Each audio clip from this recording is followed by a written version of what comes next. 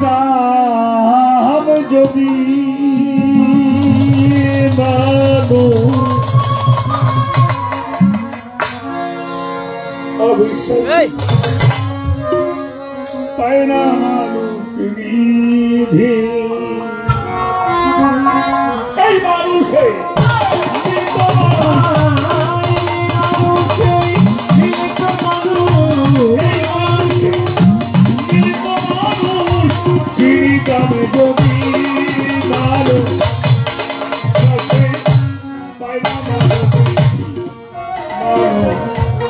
অবিশ্বাস পায় না মানুষ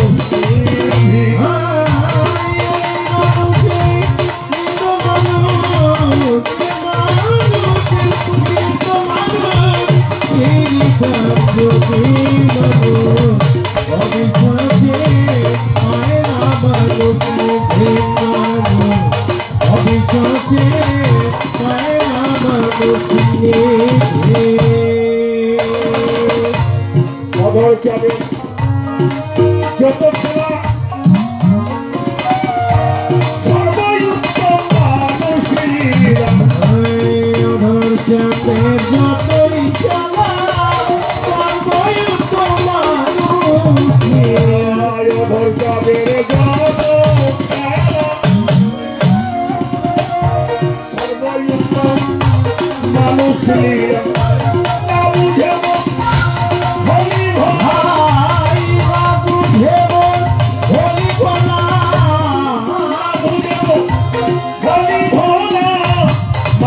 বিবাদী মানুষ অবিশ্বাসী পায় না মানুষ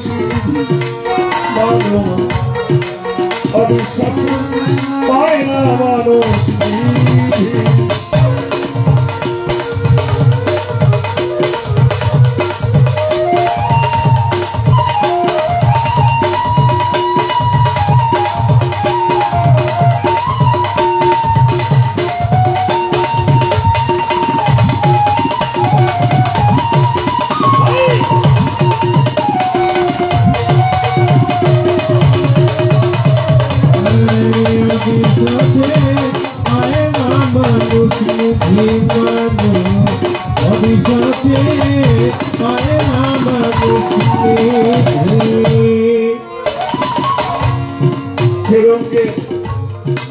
অবয়ব মানুষ জানো না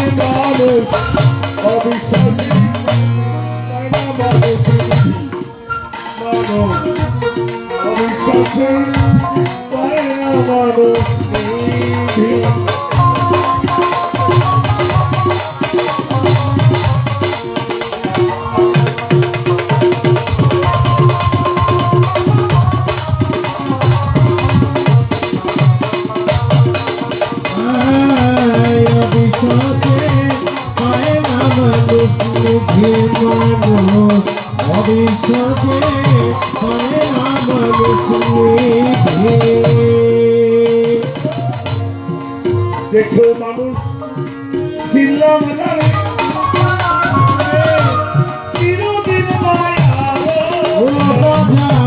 দেখে মানুষ চিল্লা চিরদিন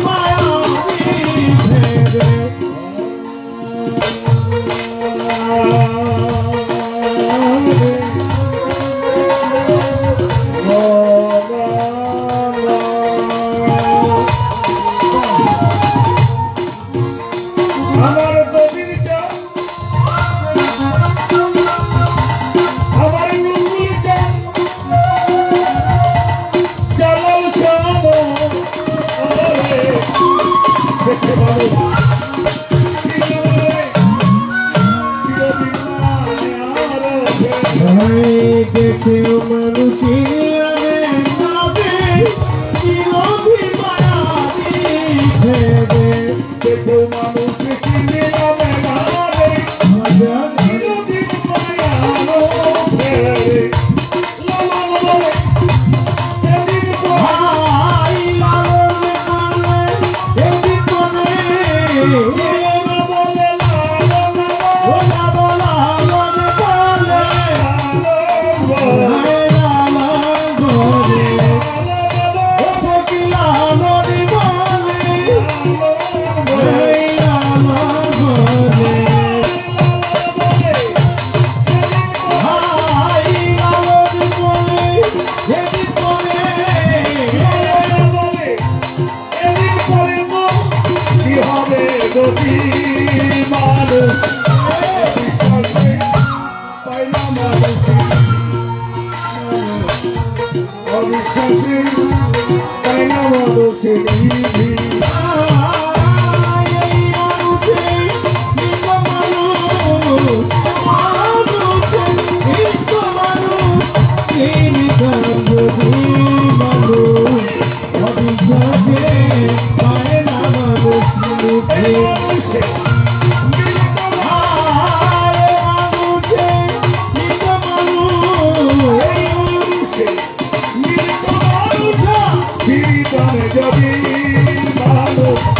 অবিশ্বাসে পাইলা মানুষের মানুষ অবিশ্বাসে পাইলা মানুষের মানুষ অবিশ্বাসে পাইলা মানুষের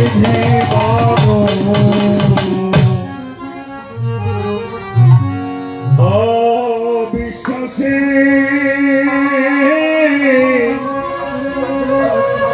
পাইলা মানুষ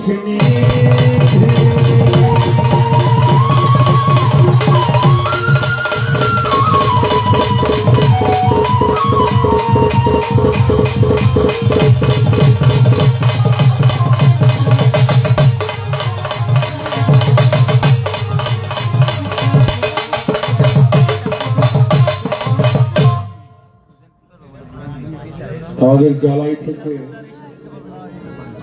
দপ্তর থেকে আমার অত্যন্ত স্নেহের তোফায়েল মাস্টার 200 টাকার মাধ্যমে সাজির গানের সম্মান করেছেন, আমাকে দোয়া করেছেন। শ্রদ্ধা ভালোবাসা, সেই সাথে আপনারা যারা এত সুন্দর পরিবেশ দিয়ে আমাদের মেহমানরাও আসছেন, তারা অনেক আটকায় রাখছি মনে হয় আমরা না, তো তাদের প্রতিও ভালোবাসা শ্রদ্ধা জানাই। ধন্যবাদ সবাই।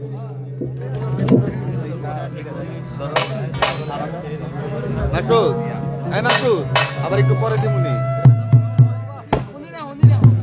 জয়গুরু। আমাদের মাঝে উপস্থিত হয়েছেন দৌলতপুর থানা বিএনপির সাংগঠনিক সম্পাদক অ্যাডভোকেট জনাব মোহাম্মদ নুরুল ইসলাম কুন্ডু ভাই। তাকে দরবারের পক্ষ থেকে ভালোবাসা এবং দরবারের ভক্তদের পক্ষ থেকে শ্রদ্ধা এবং প্রেম ভক্তি। আমি ব্যক্তিগতভাবে হৃদয় গভীর থেকে সহজ শ্রদ্ধা এবং প্রেম ভক্তি জানাই। যাই হোক, বড় ভাই আপনাদের সামনে 2 মিনিট একটু সময় নেবে, আপনারা একটু দয়া করে কথাগুলো শুনবেন। যাই হোক, আজকে বাবা দানের গানে সন্তুষ্ট হয়ে দৌলতপুর উপজেলা স্বাস্থ্য কমপ্লেক্সের আনোয়ার ডাক্তার মোহাম্মদ আনোয়ার ডাক্তার সাহেব 200 টাকা দিয়ে পুরস্কৃত করেছেন। সেই সাথে এই দরবারে ভক্ত মুতালেব ভাই 100 টাকা দিয়ে পুরস্কৃত করেছেন। সেই সাথে একজন আশিকান ভক্ত রেজাউল ভাই 100 টাকা দিয়ে পুরস্কৃত করেছে। সেই সাথে এই দরবারে ভক্ত মোহাম্মদ আলমগীর হোসেন 110 টাকা দিয়ে পুরস্কৃত করেছে। সেই সাথে এই দরবারের একজন মেয়ে ভক্ত আরো 100 টাকা দিয়ে পুরস্কৃত করেছে। এবং দৌলতপুর থানা বিএনপির সাংগঠনিক সম্পাদক অ্যাডভোকেট জনাব মোহাম্মদ নুরুল ইসলাম কুন্ডু ভাই আমাদের 2টি শিল্পীকে 500 1000 টাকা দিয়ে পুরস্কৃত করেছেন। এবং এই অনুষ্ঠান পরিচালনার জন্য 10,000 টাকা দিয়েছেন। এজন্য আপনারা একটু প্লিজ দয়া করে বড় ভাই 2 মিনিট কথা বলবো, আপনারা একটু শুনেন। ধন্যবাদ। জয় গুরু।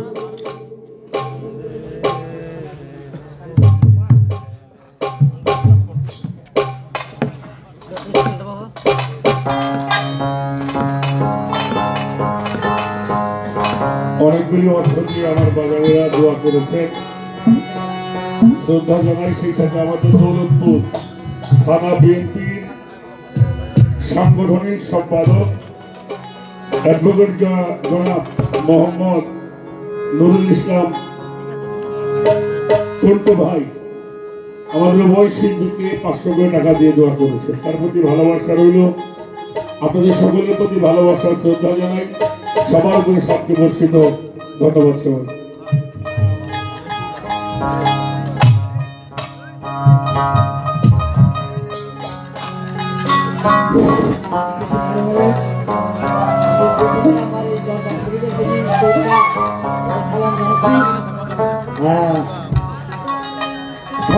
সালাম জানাচ্ছি। আসসালামু আলাইকুম ওয়া রাহমাতুল্লাহি ওয়া আহলাল কুবরে। আমি এই অনুষ্ঠানে যারা উপস্থিত আছে তাদের প্রতি আমি ভক্তিপূর্ণ সালাম জানাচ্ছি। আসসালামু আলাইকুম। তো ওলিয়া উলিয়া গাছ কুতুব পীর মুর্শিদ পয়গম্বর এরা হলেন মানব প্রেমী এবং আধ্যাত্মিক জগতের আলোক দিশারি। তো সেই আলোকে আলোকিত হোক এই দরবার শরীফ, সেই আলোকে আলোকিত হোক এই দরবারের ভক্তবৃন্দ, এবং সেই আলোকে আলোকিত হোক আমাদের গ্রামবাসী। তো এই পর্বে আমি দৌলতপুর থানা বিএনপির সাংগঠনিক সম্পাদক, পরিচ্ছন্ন রাজনীতিবিদ অ্যাডভোকেট নুরুল ইসলাম টন্টুকে আমি কিছু কথা বলার জন্য অনুরোধ করছি। আসসালামু আলাইকুম। রামচন্দ্রপুর ওয়াইসি দরবার শরীফের ভক্ত বাদশু পীর সাহেব শ্রদ্ধেয় বাবাজানকে 100 টাকা দিয়ে পুরস্কৃত করেছেন। ধন্যবাদ। যাই হোক, আমাদের সামনে এখন কথা বলবেন জনাব অ্যাডভোকেট মোহাম্মদ নুরুল ইসলাম টন্টু ভাই।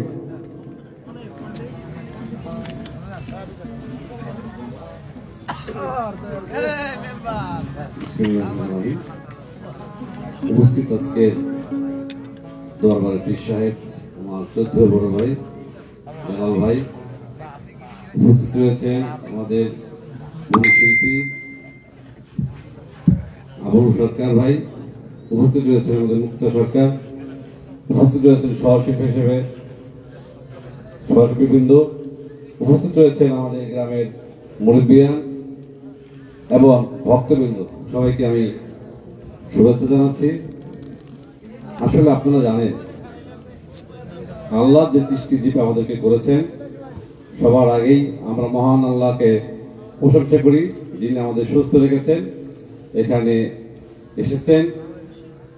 এখানে এসে যদি আমাদের আত্মাকে পরিশুদ্ধ করতে পারি, যদি আল্লাহর অস্তে আল্লাহর দিকে যদি আমাকে আত্মাকে পরিশুদ্ধ করতে পারি, তাহলে আমরা সফলকামী। যদি আত্মাকে আমরা পরিশুদ্ধ করতে না পারি, তাহলে কিন্তু আমরা বিপদগামী হব।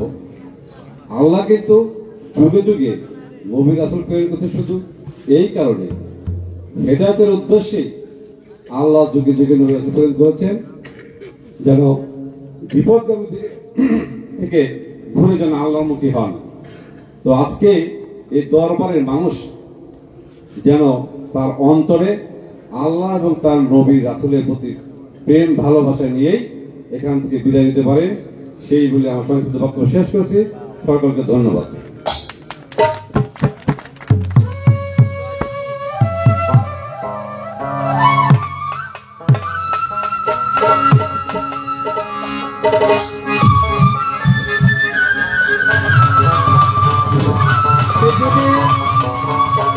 ফাইনাল পীর সাহেবের ভক্ত রুস্তম ভাই আরো 100 দুইজন শিল্পীকে 200 টাকা দিয়ে পুরস্কৃত করেছেন। ধন্যবাদ।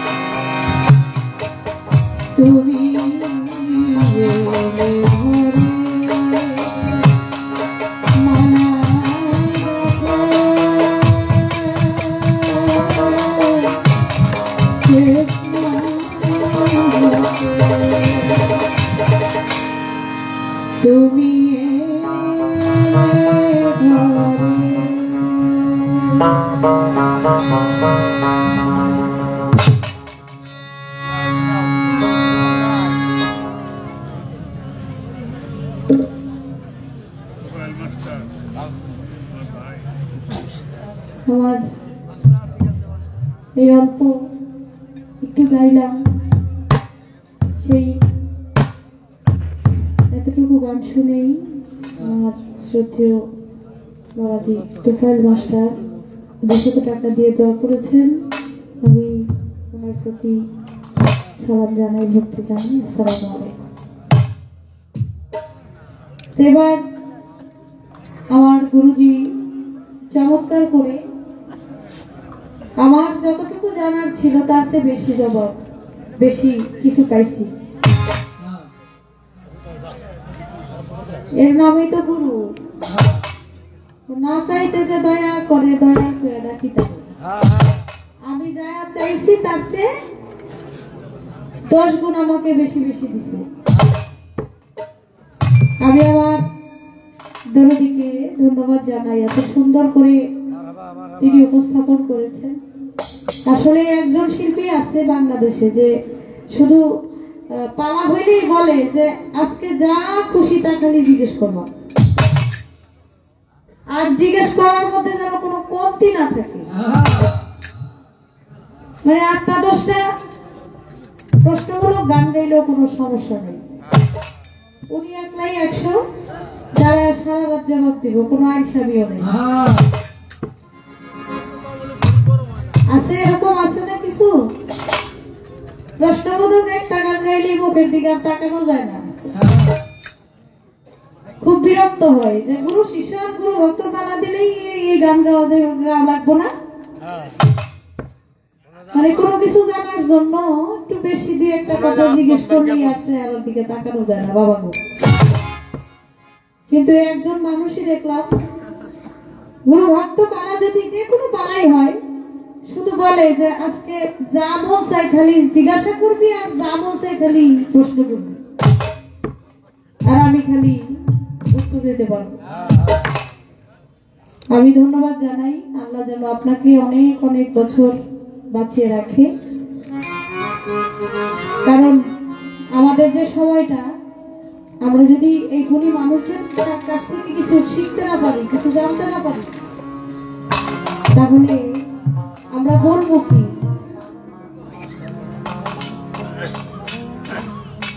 তাই একটা গান গাই, এটা তো গাইলাম। গুরু ধরা চিন্তা করা, এই কথাটা জগৎ জোড়া। গুরু হবে কারা, ভাবে গুরু হবে কারা। এবার একটু চরণের বিষয়ে আসি নাকি? খালি শুনলাম যে চরণ খালি ভক্তি দেয়, আমরা গিয়া গুরুর দরবারে গুরুর চরণে খালি ভক্তি দেয়। আসলে কোন চরণে যে ভক্তি দিলে কোন কিছু কাজ হইব এটা তো বুঝি না। চরণ সম্বন্ধে আমার কিছু জানার বিষয় আমার এই গানের মধ্যে আছে। আমার দয়া করে সুন্দর করে তার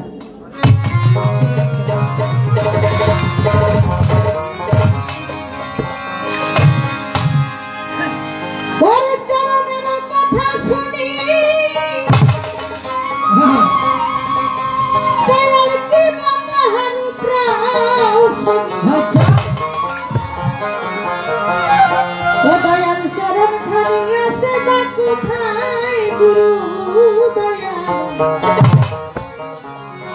আমি জানিতে চাই চরণের বিষয়, জানিতে চাই চরণের বিষয় গুরু দয়াল, জানিতে চাই চরণের বিষয়, জানিতে চাই চরণের বিষয় গুরু দয়াল, জানিতে চাই চরণের বিষয়। চরণের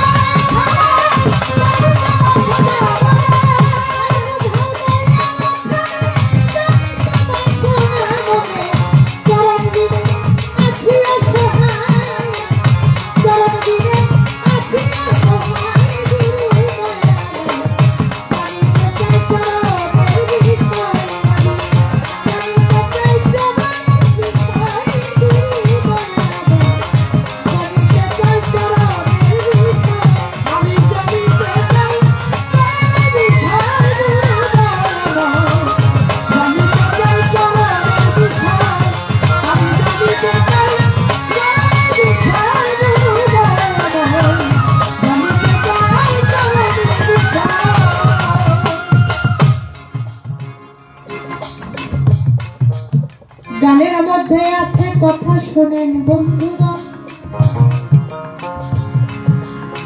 বলিব বলিব কথা শুনবেন বন্ধুরা,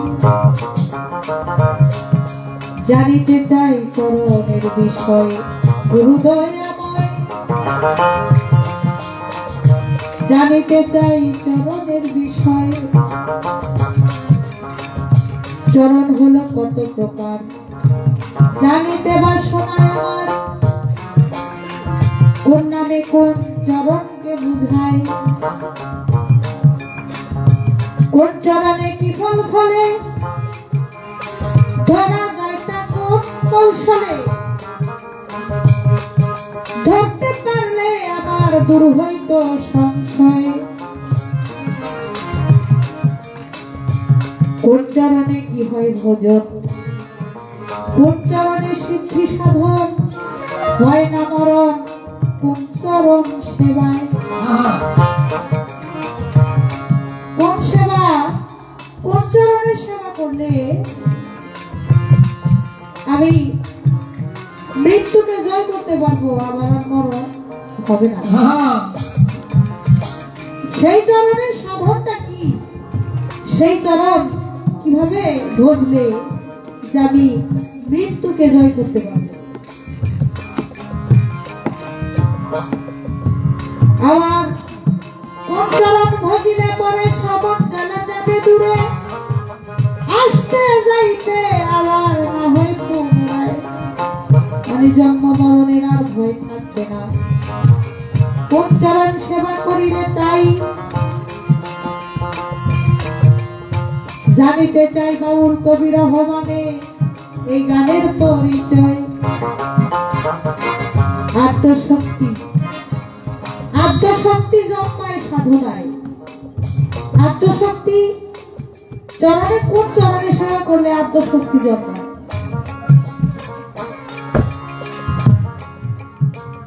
গুরু ভজন, গুরুর কাছে একটা ভক্ত যখন যায়, শিষ্য যখন যায়, গুরুর সেবা করে, গুরুর খেদমত করে, গুরুর কি প্রয়োজন ভক্ত তার মুখের দিকে তাকাইলেই বুঝতে পারে যে গুরুর এখন এইটা প্রয়োজন।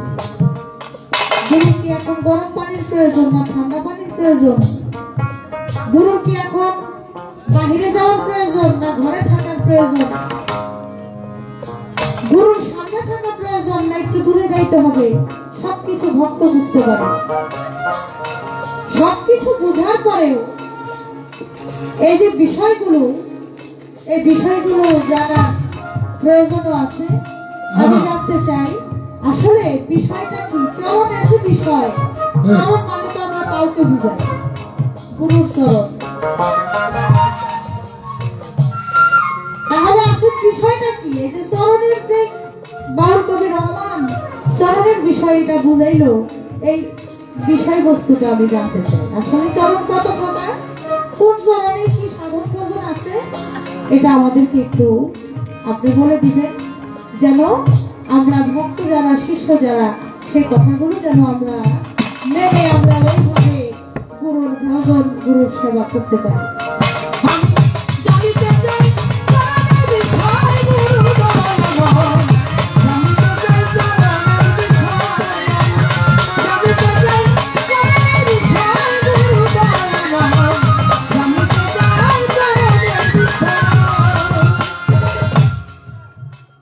বাবা, গুরু ভক্তের এমন একটা প্রেম,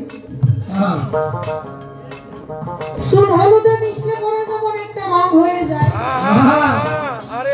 গুরু আর ভক্তের মধ্যে তেমন একটা সম্পর্ক হয়ে যায়। গুরু আর ভক্ত এমন একটা রং ধরে যায় যেটা কখনো কে ভক্ত আর কে শিষ্য আর কে গুরু এটা বোঝা মুশকিল। যেমন নিজামুদ্দিন আউলিয়া, তার একজন ভক্ত ছিল নাম আমির খসরু নাম। গানা বাজনা করত সে, বলবো বর্তমান।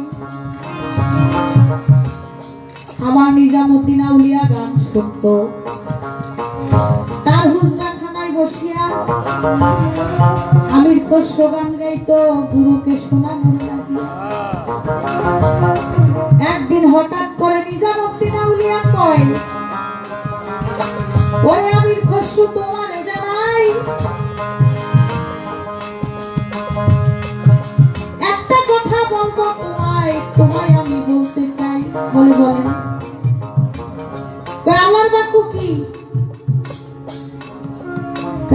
বাক্য ফরজ, গুরুর বাক্য বলে ফরজে আইন। যদি আল্লাহর বাক্য ফরজ হয় আর গুরুর বাক্য যদি ফরজে আইন হয়, আমি তোমাকে আমার এই হুজরাখানায়, আমার এই আস্তানায় আমি তোমাকে 6 মাস নিষেধ করলাম, তুমি আমার দরবারে আসতে পারবা না। বলে দয়াল আমার অপরাধ। অপরাধ যেটা সেটা হলো পরে, আমি আসতে বলছি, আমি মানা করছি তোমাকে, তুমি আসবা না। যদি গুরুর বাক্য ফরজে আইন হয়, আমার হুকুমটা তুমি পালন করবা।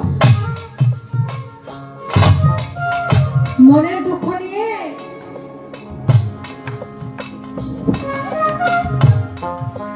আমির খসরু দরবার থেকে চলে যায়।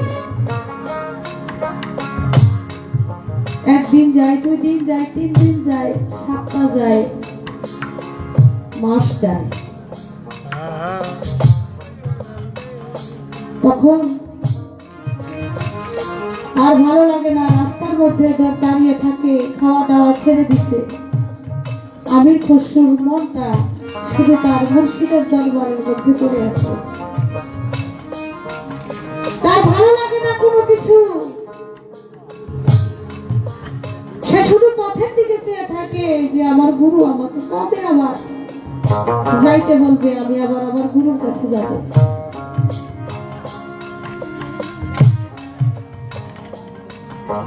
একদিন নিজামুদ্দিন আউলিয়া তার ভক্তদেরকে ডেকে বলতেছে, ভক্তরা আমির খসরুকে বললাম না আসার জন্য। আমির খসরু গেছে, আর কয়দিন যাবৎ গানও শুনতেছি না। আজকে আমার গান শোনার খুব মন চাইতেছে, দেখো তো কোনো কাওয়াল পাও কিনা, কাওয়ালি গান। ভক্তরা দেখে রাস্তা দিয়ে একজন কাওয়াল ভেটা যাইতেছে, ভক্তরা তাকে ডাইকে আনে। নিজামুদ্দিন আউলিয়া বলে, এই কাওয়াল তুমি গান শুরু করো। কাওয়াল বলে, অবশ্যই গান করব, আপনি আমাকে গান শুনে পুরস্কৃত করবেন, আমি আপনাকে গান শোনাবো। নিজামুদ্দিন আউলিয়া বলে, অবশ্যই। সে যখন গান শুরু করলো, নিজামুদ্দিন আউলিয়া গান শুনতেছে, বকশিশ দিতেছে। গান শুনতে শুনতে এক সময় নিজের পায়ের যে খরম জুতা, সেই খরম জোড়াও তার বকশিশ দিয়ে দিচ্ছে। এখন সে কাওয়াল বেটা বলে, এটা তো অনেক বড় সম্পদ পাইছি আমি, হলি আল্লাহর পায়ের খরম। সে খরমটা হাতে করে নিয়ে বাড়ির দিকে যায়, আর আমির খসরু তার দয়ালের শরীরের যে গ্রাম, সে গ্রাম পাইতেছে। সে আশেপাশে শুধু খুঁজতেছে, আমার দয়ালের শরীরের গন্ধ পাইতেছে, কে আসতেছে। হঠাৎ করে দেখে একজন কাওয়ালি আসতেছে। আমির খসরু বলে, ভাই তোমার কাছ থেকে আমার মুর্শিদের গায়ের গ্রাম আসতেছে, কি আছে তোমার কাছে এরকম? তখন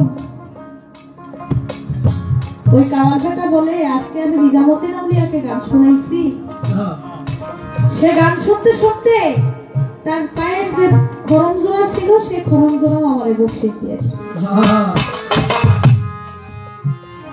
আমির খসরু মনে মনে কয়, হাই হাই, আমার দয়াল মনে হয় খরম জোড়া তারে দিয়া খালি পায়ে হাঁটতেছে, আমার মুর্শিদের কষ্ট হইতেছে, ভাই তুমি আমার খরম জোড়া দিয়া দাও। আমার বেটা কয়, না এমনিতে দিব না, এর জন্য তোমার মূল্যবান কিছু জিনিস আমাকে দিতে হবে। বলে, কি চাও?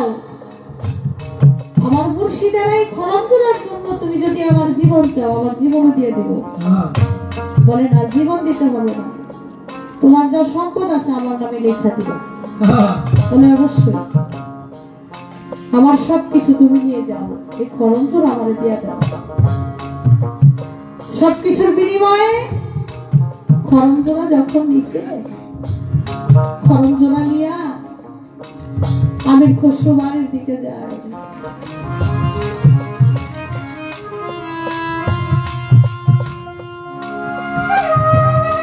এইদিকে আকাশ কালো করে যখন ঝড় আসলো, আর নিজামুদ্দিন আউলিয়া বলে আমার বাড়ির দরজা জানালা যা কিছু আছে সব বন্ধ করে দাও। কিছু কিছু বাড়ি দেখবেন বাবা যে বাড়ির চারপাশে বেড়া দেওয়া থাকে, বাউন্ডারি দেওয়া থাকে, সেই ঢুকার যে একটা গেট থাকে, সেই গেট নিজামুদ্দিন আউলিয়া বলে জন্মদিন আসতেছে, বাহির থেকে গাছ গাছ ভিতরে আসতে পারে ডালাপালা বাতাসে, তাই গেটটা সুন্দর করে শক্ত করে লাগায় দাও, জানালাগুলো লাগায় দাও, যেন বাহির থেকে কোনো কিছু ভিতরে না ঢুকতে পারে।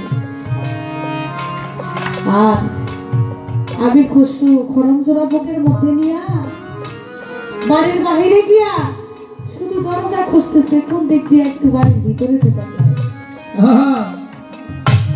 আমি খুশুর কথা হলো আমি এই খরমজোড়া আমার দয়ালের কাছে পৌঁছে দিয়া আমি চলে আসবো, আর যাবো না। আমি খুশু কান্দে আর দেখে কোন দরজাটা খোলা আছে, কোন জানালাটা খোলা আছে, একটু দেখার একটু ঢোকার সুযোগ পাইতেছে কিন্তু পাইতেছে না। আমি খুশু কান্দে আর কান্দাইবা কত কাল রে দয়াল, আর কান্দাইবা কত কাল গেল দুঃখেরই কথা আমায় আর কান্দাইবা কত কাল রে দয়াল, আর কান্দাইবা কত কাল গেল দুঃখেরই কথা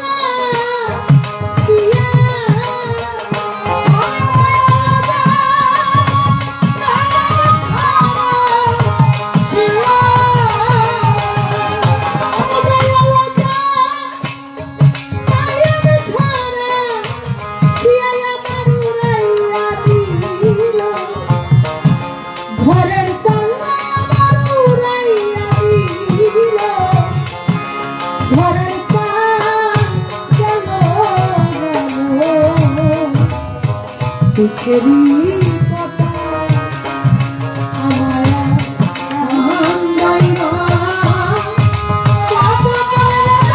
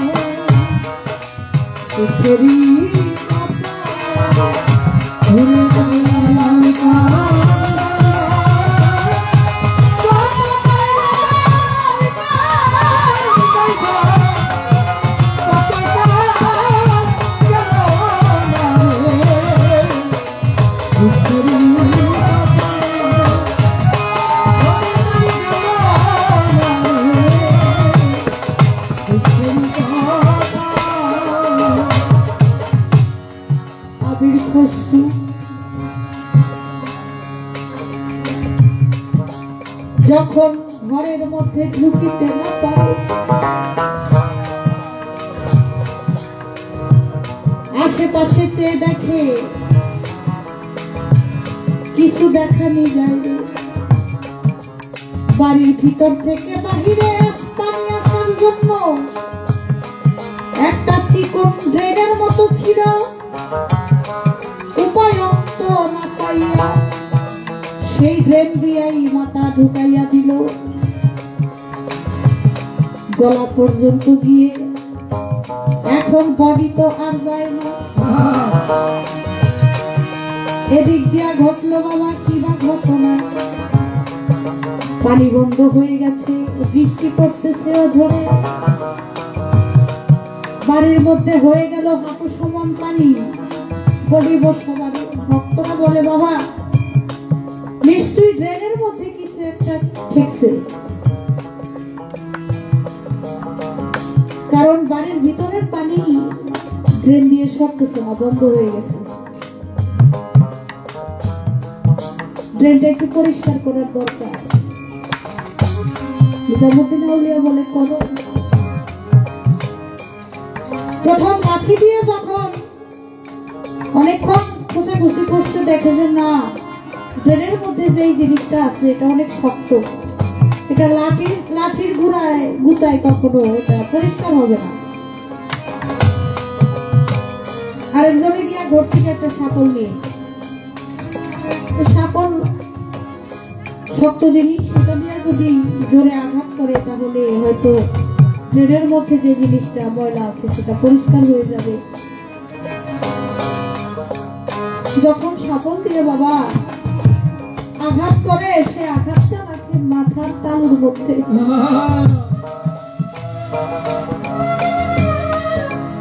কয়েকবার যখন শাপল দিয়ে আঘাত করলো এখন ড্রেনের ভিতর থেকে খালি রক্ত আসতেছে।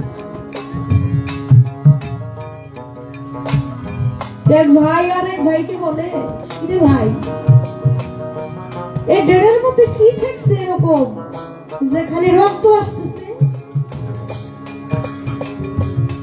তেল এমনিতে থাক, বৃষ্টিটা একটু কমুক দেখি এটার মধ্যে কি গেছে। আর এদিক দিয়ে আমির খসরুর পান পাখি চলে গেছে। দয়ালের খরম জোড়া বুকের মধ্যে দিয়া আমির খসরুর পান পাখি চলে গেছে। বৃষ্টি একটু কমলো আর ভক্তরা গিয়া দেখে, বাহিরে গিয়া দেখে মানুষের দুইটা পাও দেখা যায়। পাও দুইটা কাইনা যখন বাহিরে আনছে, আইনা দেখে এখানে আর কেউ না আমির খসরু। বুকের মধ্যে তার মুর্শিদের খরম জোড়া নিয়ে চিরতরে বিদায় নিয়ে চলে গেছে। এক ভাই গুরু ভাই আরেক ভাইকে ধরে কান্নাকাটি করে ভাই রে নিজের হাতে বলে নিজের গুরু ভাইকে শেষ করে দিলাম। কাঁদতে কাঁদতে চলে যায়। নিজামুদ্দিন আউলিয়ার কাছে গিয়া বলে দয়া আপনার ভক্ত আমির খসরু আপনার খরচ জোড়া দিতে আসছিল বাজার। যখন বাড়ির মধ্যে সে ঢুকার কোন রাস্তা না পাই নাই তখন এই ড্রেন দিয়া ঢুকার চেষ্টা করছিল। আমরা তো বুঝতে পারি নাই বাবা আপনার খরচ জোড়া নিয়ে পৃথিবী ছেড়ে চলে গেছে। নিজামুদ্দিন আউলিয়া বলে পরে মাটি মসজিদ দেওয়ার ব্যবস্থা করো, করে তোমরা কবর দিয়ে আসো, মাটি দিয়ে আসো।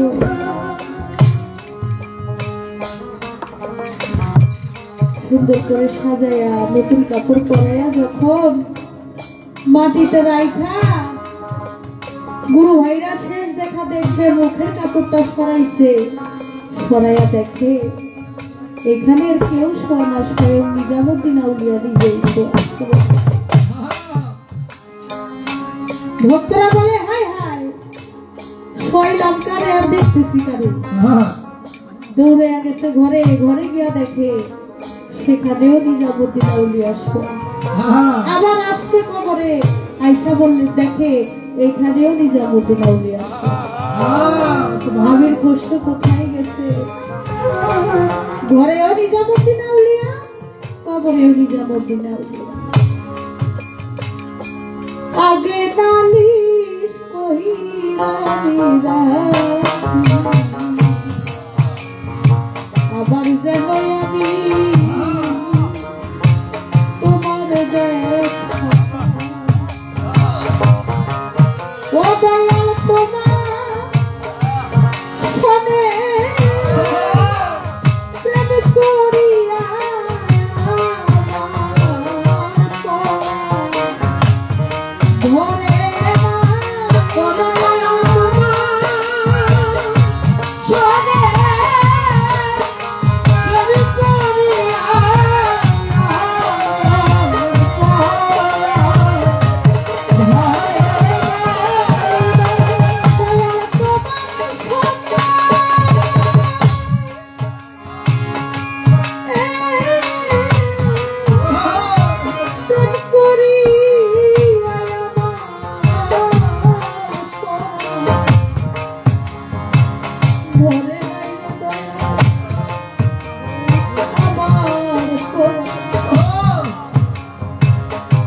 ধরে